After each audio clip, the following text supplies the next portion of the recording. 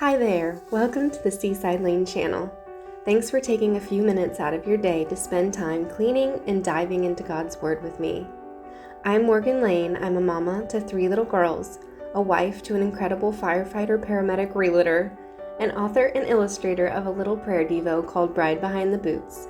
I'm an artist and a happy homemaker, and most of all, a big lover of Jesus.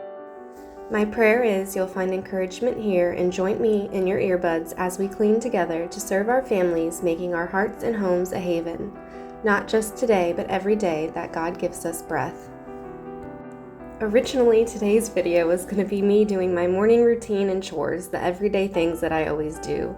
I like to start out by making my bed, doing laundry and dishes, so you saw a clip of me doing my laundry, but then I walked past the master bathroom and I got a tad bit sidetracked. The space was calling out to me that it needed a good scrubbing.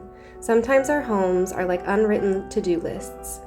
When it's not calm feeling or I walk by something that's out of sorts, I try to take care of what bothers me right away that day.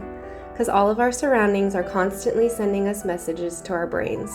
The dishes may say, "I need scrubbed," and the laundry may be saying, "Fold me." A musty bathroom may say, "Scrub me." So walking past the bathroom, I decided today was the perfect day for a deep cleaning. And then I'm going to be painting a verse from Psalm chapter 62, all about resting in Jesus.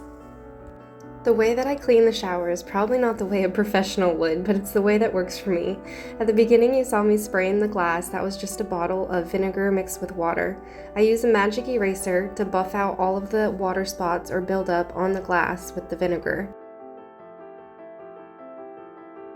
Then you saw a funny clip of me putting our loofahs in the sink because this is something I always do. I just put them in the sink with some OxyClean to get our loofahs clean while I clean the shower.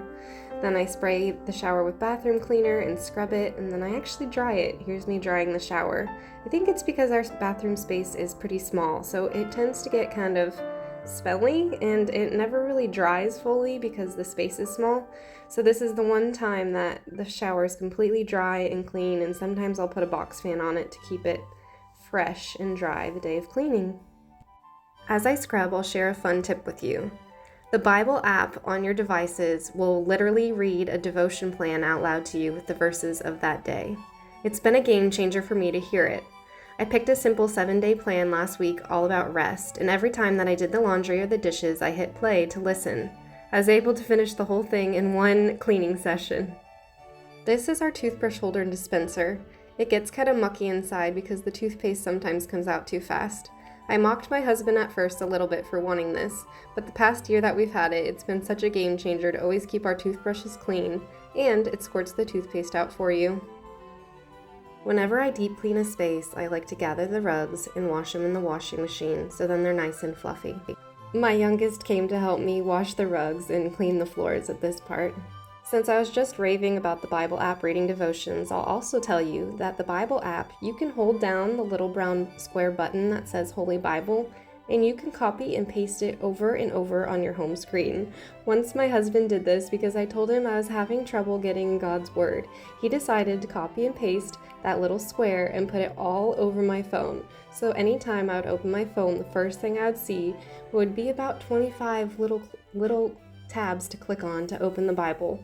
Let's just say I never forgot to read my Bible in that season of life when he copied and pasted it everywhere.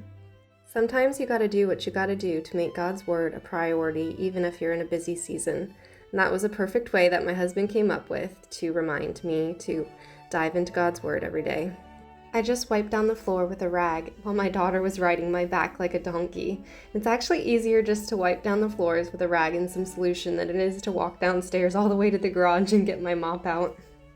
Lastly, I wipe down all the mirrors and the vanity, and I give it a scrub to finish it out. As I finish up scrubbing the bathroom and walk downstairs to make a cup of tea and open my Bible, I'll share with you the 2 verses that stood out most to me from my rest devotional on the Bible app. The first was Jeremiah 6:16. It says, "This is what the Lord says, stand at the crossroads and look. Ask for ancient paths. Ask where the good way is and walk in it, and you will find rest for your souls."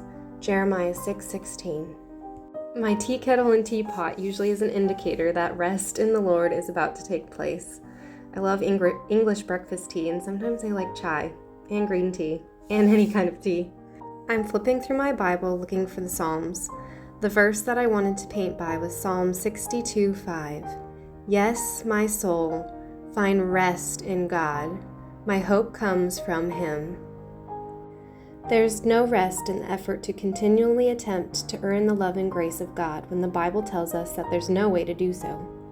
For this Bible page on rest, I decided to sketch an umbrella and some rain and a heart, like the rain is watering a heart. For a week straight, I had something on the calendar every single morning. I declared to my husband that midweek there was a morning with nothing on the calendar and I would just chill and snuggle, or nuggle as my 4-year-old calls it that day. Pajamas, tea, cuddles, a movie, books. And the morning that I had planned this day out to snuggle, I woke up and it happened to be stormy and rainy.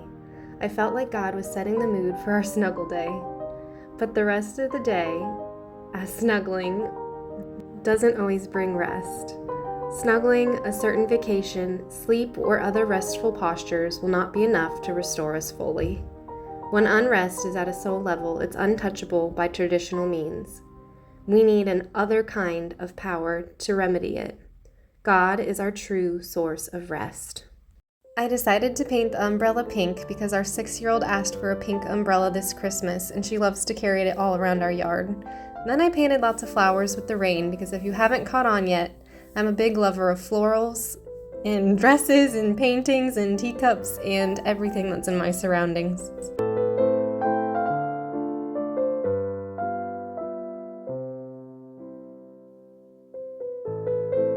I decided to paint the words "Rest in God alone, my soul" in orange lettering. The rain was to remind me of my snuggle day with my little one. But even with the calm day, I know true rest is found in Him. The beautiful good news is that rest will not come from our work or a relaxing time, but from God's finished work. The cross allows us to truly rest in His grace, mercy, and love, and that we are free and saved. I've read whole books on rest and the Sabbath, but some of the thoughts bubbled up when I was reading the 7-day plan devotion. That we are designed for rest, that we are made in God's image, like Genesis 1:27 says. And in Genesis 2, He took the 7th day and He hallowed it, and because God rested from all the work that He had done in creation. We're created in God's image, so we must obey our limits and work. God didn't rest because He was exhausted, but He rested, and maybe that was Him showing us the cycle of work and rest. Not only are we designed for rest, but I think it's also a form of worship. Author Walter Bergman put it this way: Sabbath provides a visible testimony that God is at the center of life, that human production and consumption take place in a world ordered, blessed, and restrained by the God of all creation. Rest is truly meant for our benefit. Mark 2:27 says, He said to them, the Sabbath was made for humankind and not for humankind for the Sabbath. To take that time away with God is a refresher and a restorer of the heart and soul. Thanks for joining me today to clean the bathroom and ponder rest in Him alone. If you like this video, give it a thumbs up or comment below to let me know what you think. And if you're a spouse to a first responder, check out my book, Bride Behind the Boots. It's to encourage you to pray for your husband. Thank you so much for spending time with me today. It means a lot. Bye, friends. See you next time.